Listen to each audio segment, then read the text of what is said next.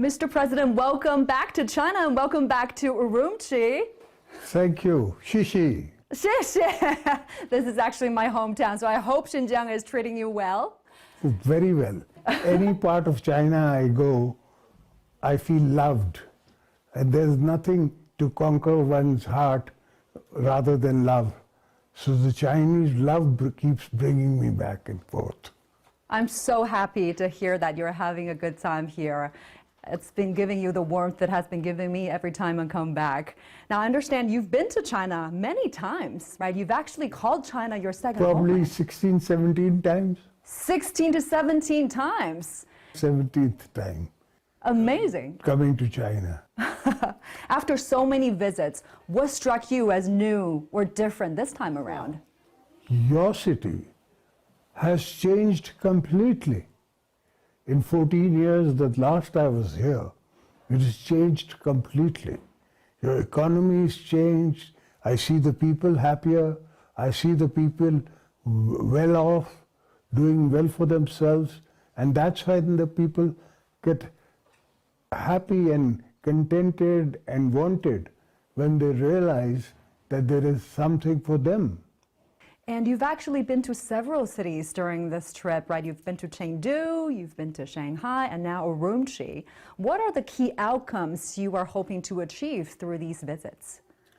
My visits are always goodwill visits because China is the future and all of the East will work with China.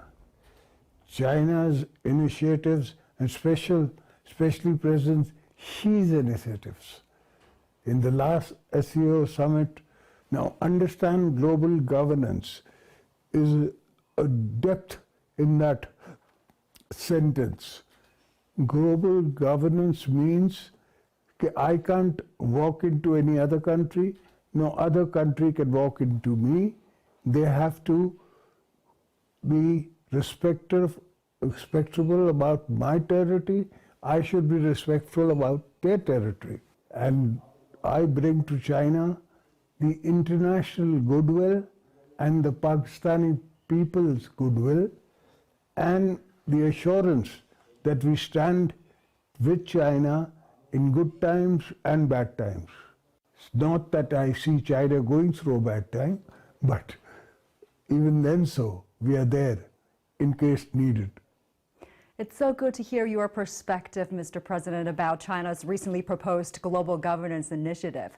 Now, talk to us more about it. How do you think, or where do you think Pakistan and China can maybe work together to promote that initiative and contribute to a more equitable and more multipolar world order? We don't need a martial mindset. We need an economical mindset. We need to let the people live and let live. So everybody should allow the space in the world. We have signed an agreement with you for even space technology. So the idea is to be self-sufficient in our agriculture sector where we can know what's going to happen tomorrow.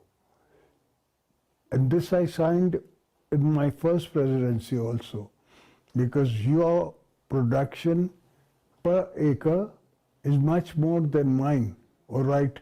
Like you, I assume you see it in hectares. So per hectare, your results in the agriculture sector are much better than anyone else's. So we want to be complemented and helped in that sector. Water resources, maximum utilization of water resources. In today's times, we have flood irrigation. That's how we irrigate. Now 1 acre is 4,400 square yards. Now can you imagine when it stands in a flood irrigation, how much water it takes? Hundreds of thousand gallons. But if the same thing was to be given in drip irrigation and better ways of water utilization, it would bring the utility of water to 1/3 for what we are using today. There are lots of potential there for both countries to work on these fronts: water management, disaster prevention, and farm technology. Now, Mr. President, I also want to get your take on the bilateral relations between the two countries. You know, in diplomatic terms, China and Pakistan are known as all-weather, strategic, cooperative partners. All-weather, Ironclad brothers, but I put it again that we are joint on the hip also. Yes, on the street among local folks, it's much simpler. 巴铁. So that's how close we are. And that is an opportunity.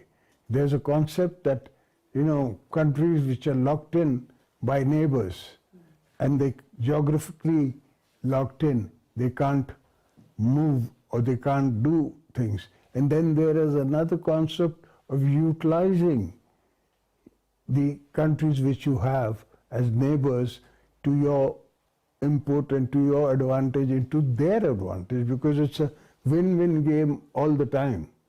And in a meeting with the President Xi Jinping, earlier this year in February, you mentioned China and Pakistan will always be friends.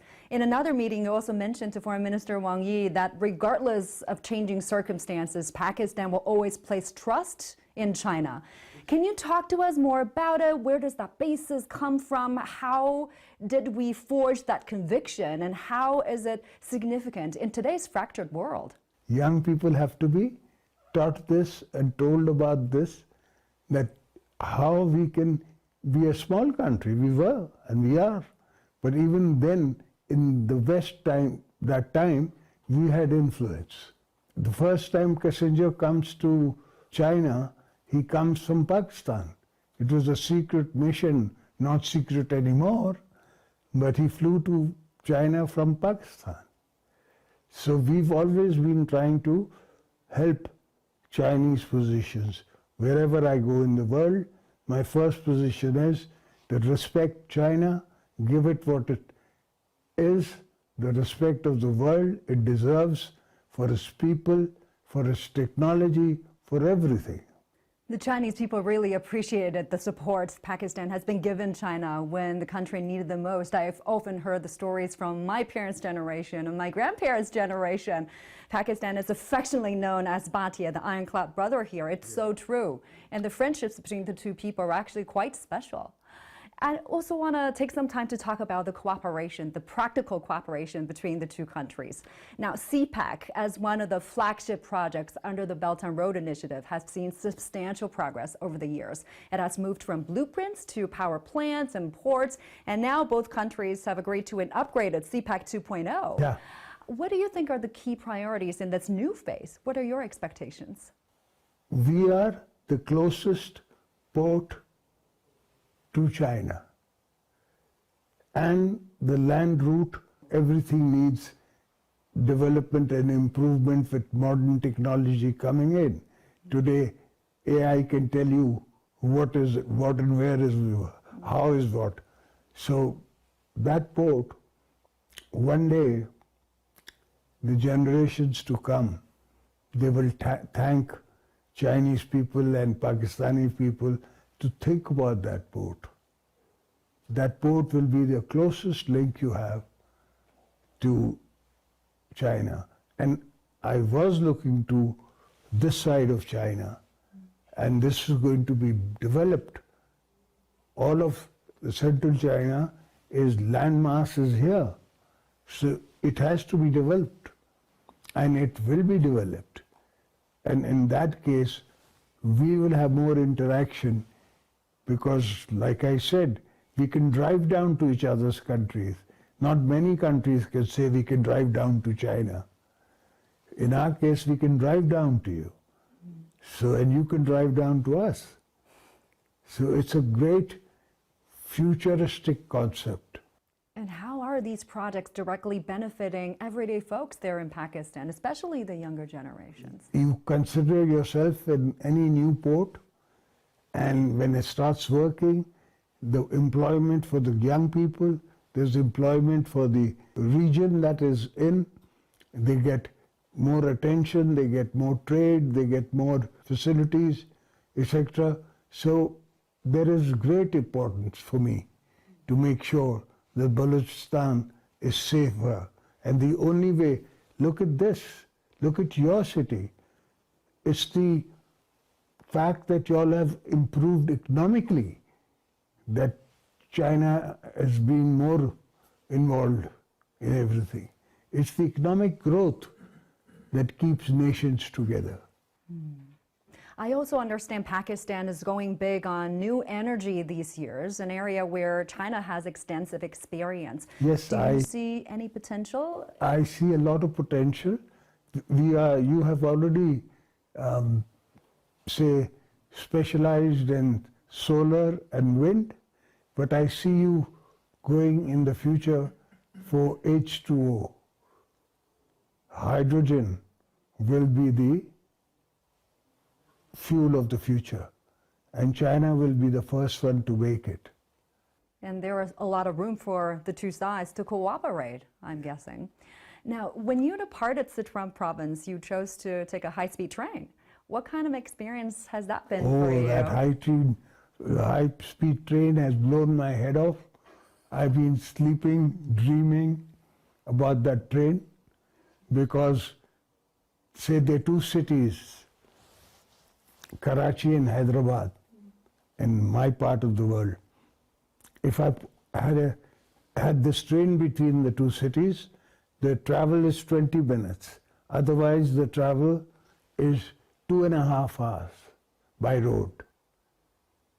So look at the potential. Look at the people being into interaction. But I've been mulling over the figures, and it's an expensive item. So I'm going back to Pakistan and take my Sindh government in confidence and look for money to make sure that we can come in with 70% to 60% of the investment, and 40% we can ask the Chinese for a soft loan or something, and we want you to run it for us. The Chinese will run it, and China doesn't have to run sitting in Karachi. It can run sitting in here, Shandu, sitting in Peking, sitting anywhere. Because now the world is global. It's all internet. Everything, work from home. So everybody is working from home. And it's a new revolution working from home. And our kids will be sharper and smarter than us. And they are. And I wish we could interact in education sector also. I'm dying to send nurses to China. But first we have to sign an MOU with your embassy in Karachi and get together. Sindh government will mostly finance it, will give the building, will give the land, we need trainers. And those trainers don't have to be sitting in Karachi. They can be running a class from China. And practical aspect of it, the way the Chinese run medicine. Because that's what in demand here. I can't bring American ways and run Chinese hospitals. It doesn't work like that. Now, this is quite a good example. The education sector's cooperation you mentioned, Mr. President, is quite an example of the cooperation between the two sides going far beyond just hard infrastructure, and economic cooperation is expanding into soft infrastructure, right? Tourism, education, healthcare. Any more plans on that front? Yes, lots in the mind, and this is my first year as president. Let's see how much more we can guide our both nations to work forward. And earlier you mentioned your trip to Sichuan province with agricultural cooperation as a key focus there. But on top of that, your delegation also went to the Golden Panda Award, a film festival. My daughter. Your daughter. Panda World, I had to go. It was such an important festival. And why not? I love coming to any part of China. How do you feel about it? I loved it. Grace of our two nations' friendship. Chinese are always very willing to help us, and we are very willing to help China.